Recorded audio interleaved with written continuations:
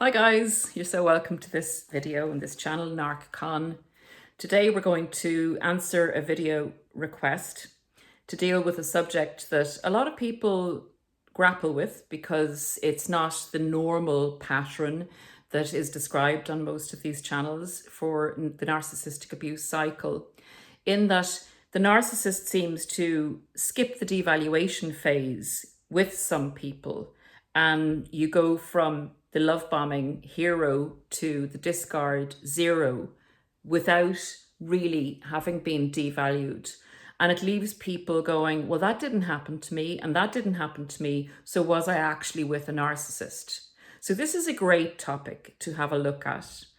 And as always, I just want to give you clarity on what exactly you went through, or something that may resonate, so that you can see a pattern in what you went through and come to terms with whether you believe you were with a narcissist or not, to enable you to move on in the healing process and to depersonalize the experience.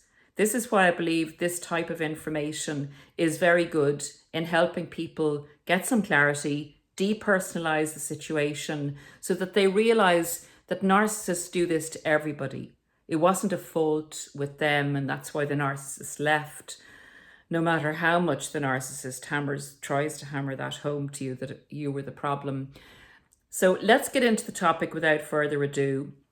So for anyone that's not familiar with the narcissistic abuse cycle or the phases of it, it starts with the love bombing of the victim. It usually moves to a middle stage of devaluation and then moves to a discard, or you may leave them, which is unusual, but it's more likely that the narcissist will discard you because the whole thing is a covert operation, undercover, goes under the radar, happens very subtly, so it's hard to pick up on.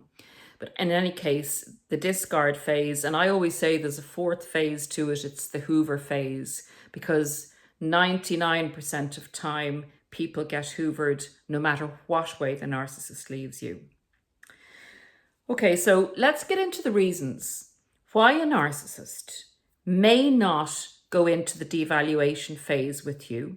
You may have experienced, for instance, the relationship lasting 4 to 6 months, sometimes even longer, when the narcissist will prolong the love bombing stage. This happens more in a situation where you're not actually living with the narcissist. They're able to keep their mask on for longer, and you may not think that you went into a devaluation stage. And that's what a lot of people who ask this question, when they reflect back, they will see that they might have had a little bit of devaluation going on. And I'm going to get into the reason for this in the content here. So the first reason I believe that you think you perhaps didn't have a devaluation stage is that it was very subtle, and that it was a testing stage that the narcissist would have run on you in relation to how much under control you are or were, and how easy it was going to be to manipulate you further.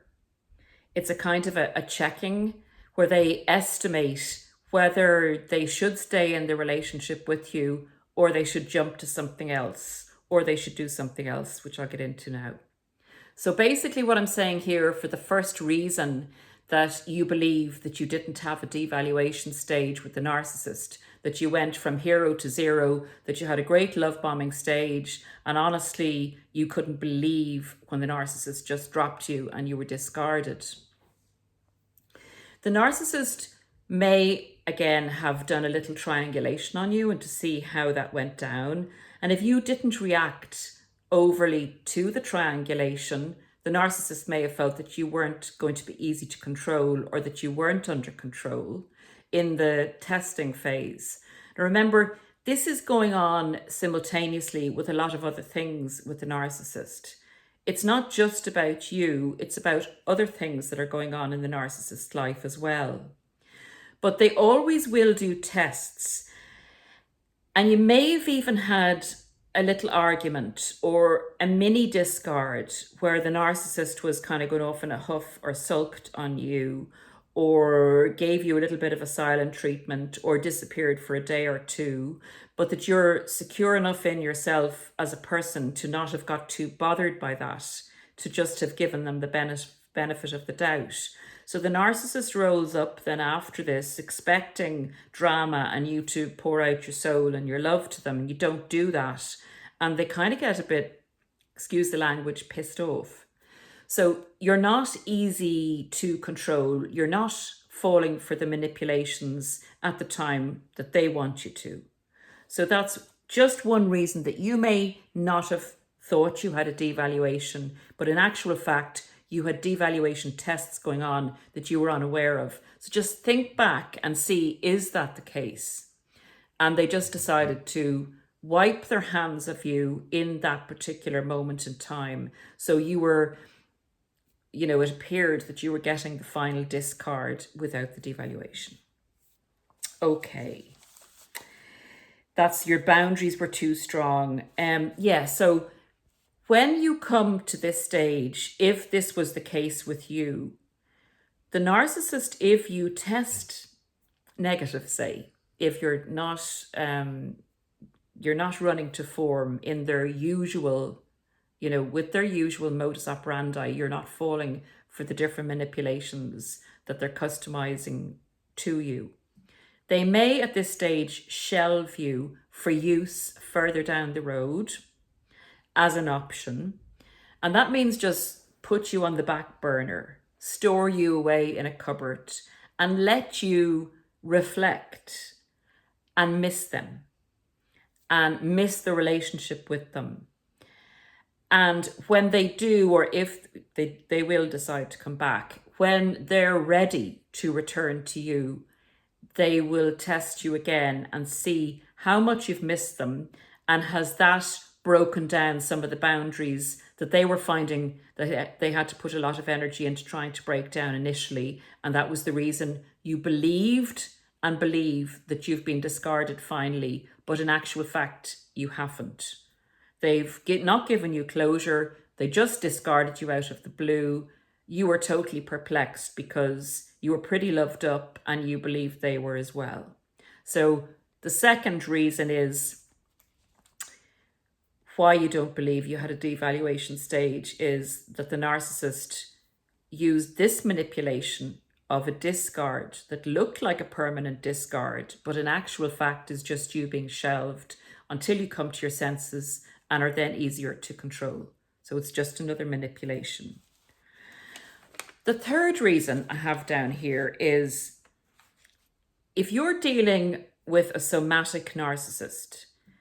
Now that's a narcissist that uses their body and their attractiveness to pull in supply. And they're pretty good at it because they're pretty attractive. So they find it easy. They actually get bored quite quickly and like to chop and change. And remember, they have no stable identity or personality.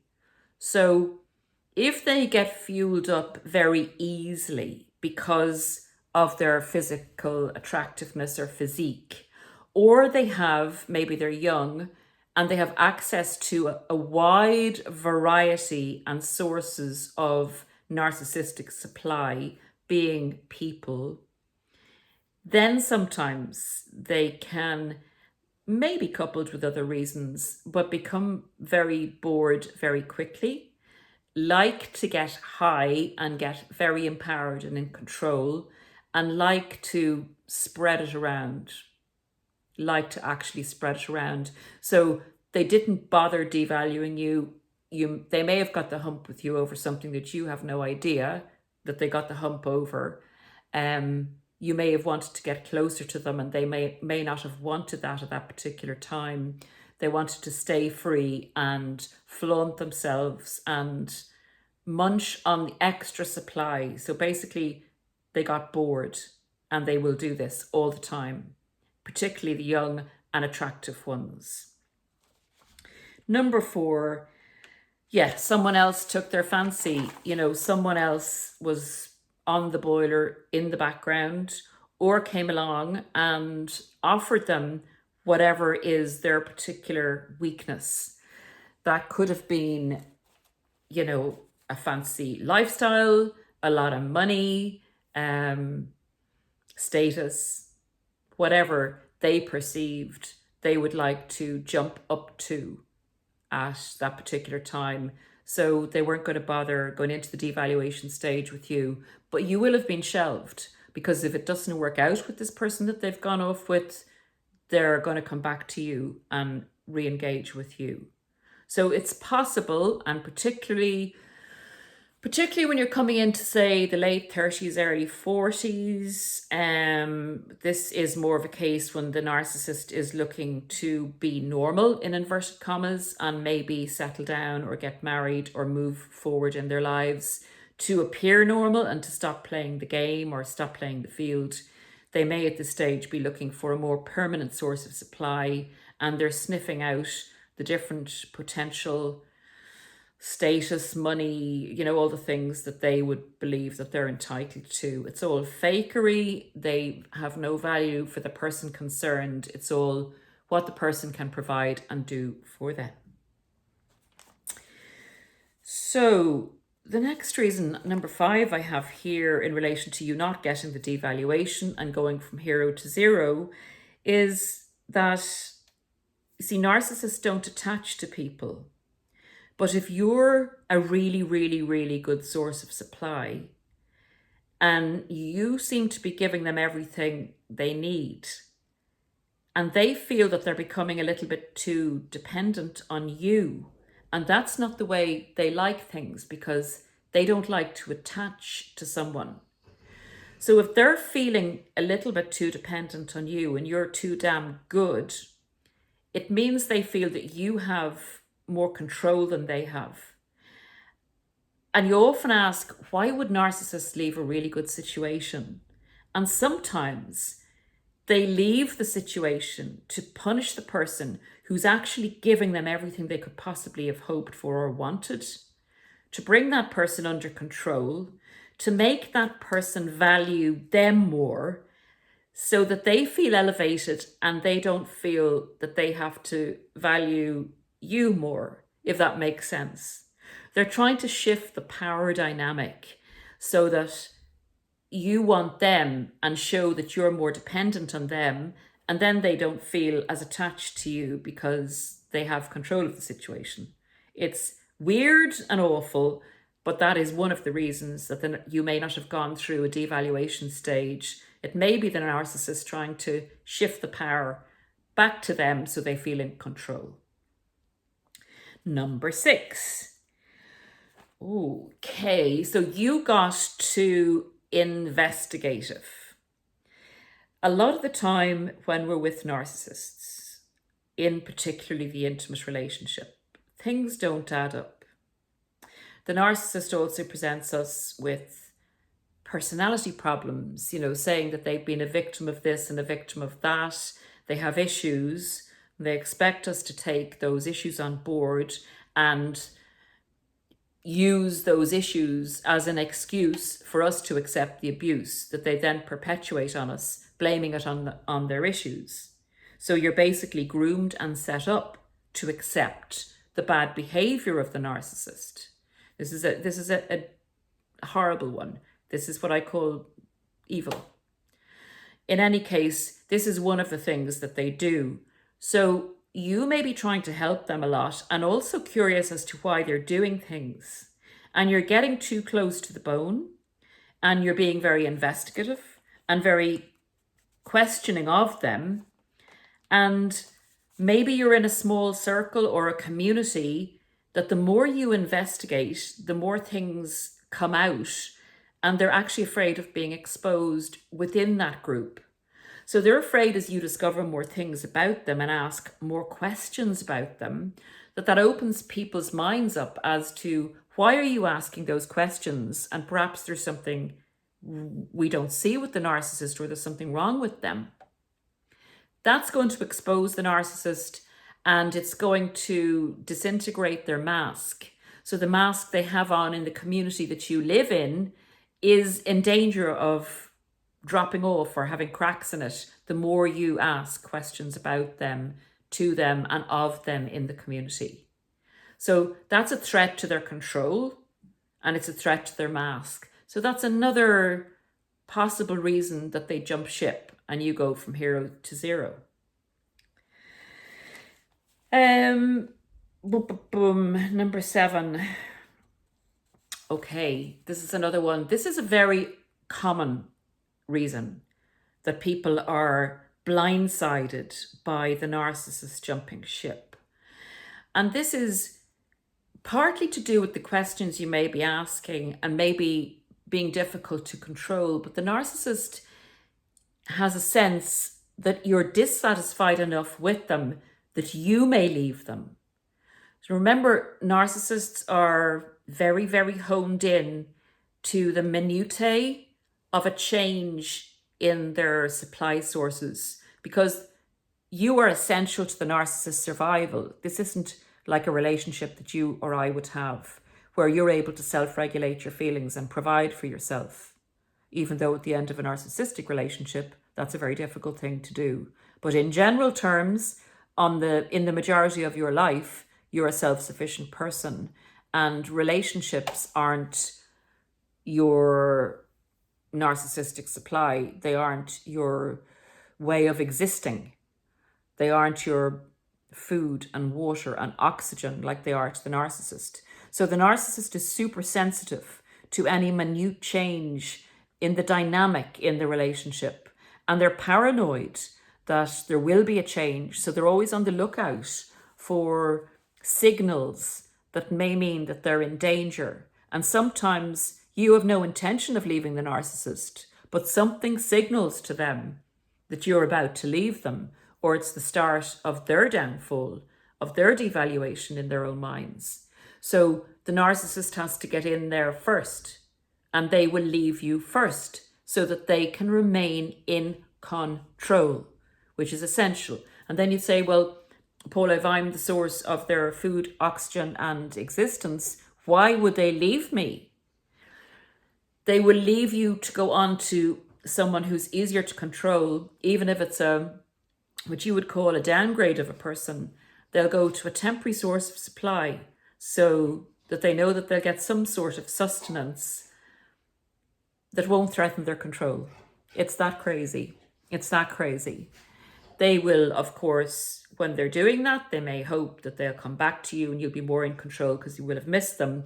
But that is one of the reasons that you may not have gone through the devaluation phase with the narcissist. They were paranoid that you were going to leave them, and it just could not happen with them that you would leave them first. So they jump ship to be the one in control.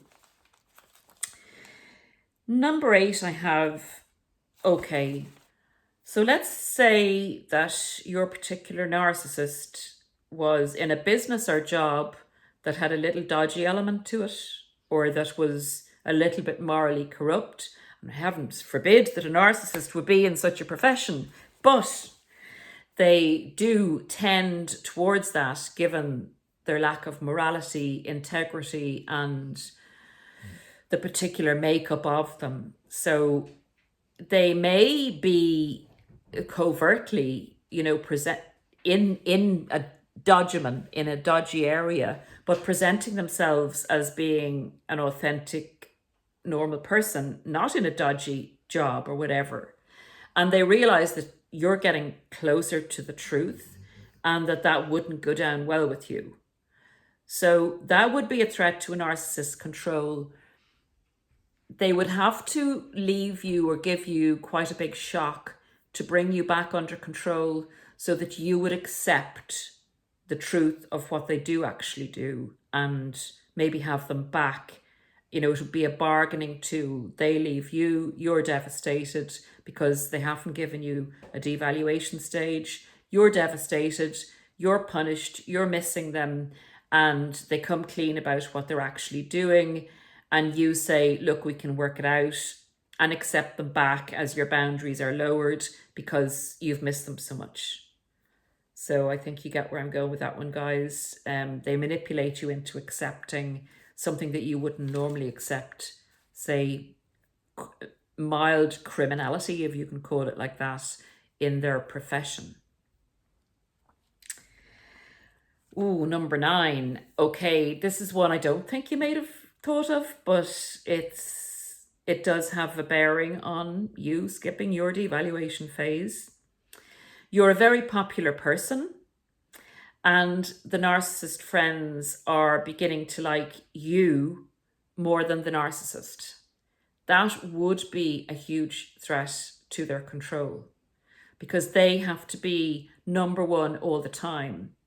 And if the narcissist's friends or inner circle are also a supply source for the narcissist, and remember, everybody is, they feel they're losing control of an essential element. Maybe they're flying monkeys, their normal nucleus, their core of people that they keep with them during their life, that they fall back on and that they use and that they rely on in between relationships or whatever.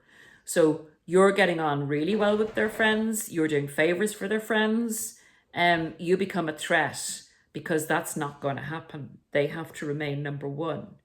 And it also disables them from leaving you justifiably and doing what they normally do and getting their smear campaign going on you as being a bad person. So when they're trying to say to their friends, oh, I had to leave Jimmy or I had to leave Mary, they were dreadful, the friends say, well, that's not what we thought. I mean, they were so nice. They were super nice to us and they treated you really well. So I think you get the picture, guys. That doesn't bode well for the narcissistic abuse cycle. Number 10, we're coming to the end now. Your situation changes. You become ill. You lose a lot of money. You lose the big job that gave you a lot of status that the narcissist was actually in the relationship for. Something changed in what you could do for the narcissist. So they will just jump ship and leave you at the worst time in your life, and you're gobsmacked because they haven't got to the devaluation stage yet, but they make cold, calculated decisions. So that's the 10th reason. Guys, if you can come up with any more reasons that you believe that you missed the devaluation stage on reflecting back on your relationship with the narcissist, please leave down in the comments. It will, I'm sure, resonate with someone out there that needs to hear you went through the same thing with a narcissist. That's it for now. I will be back soon with plenty more information on these characters. Please, again, depersonalize the experience in order to heal. Understand these people are disordered and people are just objects to them. That's it, as sad as it is to say, and they're not going to change. So don't waste any more time ruminating on the person they displayed to you. It was merely an illusion that was created for you in order to hook you and then harvest supply from you. Thanks, guys. See you again soon. Bye for now.